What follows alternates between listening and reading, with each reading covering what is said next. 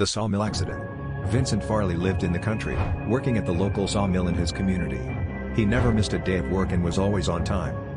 Unfortunately, one night, he stayed up late drinking with some friends and went to work with a hangover and still felt the effects of the alcohol since he had never been drinking before. While working on one of the hurdles, he lost his balance, stumbled, and fell face first into one of the spinning blades. Vincent was now cut from his forehead down to his chest. Still alive but losing blood.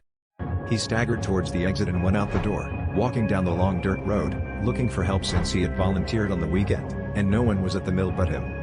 In the distance, he could see a beige-colored farmhouse. Indeed, someone was home and could call for help. Vincent stumbled up the steps, using the outside paneling to hold himself upright. Raising a trembling hand, he knocked on the wooden screen door before falling onto the porch. Inside, the loud thud from outside alerted the couple who lived there. Rosie opened the front door, letting out a terrified scream. Before she was the injured and bleeding Vincent, looking over her shoulder to her husband, her voice quivering, she yelled, "Call the doctor." By the time the doctor arrived, it was too late. Vincent had already passed. What surprised the doctor the most was that a man with that injury should not have made it as far as Vincent did.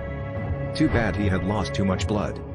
After some time, Rosie and her husband heard noises of someone walking up the steps onto their porch, knocking on the screen door, and then falling with a thud.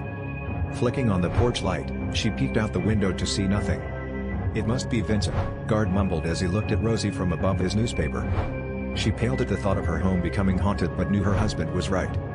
After all, this was the last place Vincent had been before he passed away, and he was only looking for help. Help that came too late.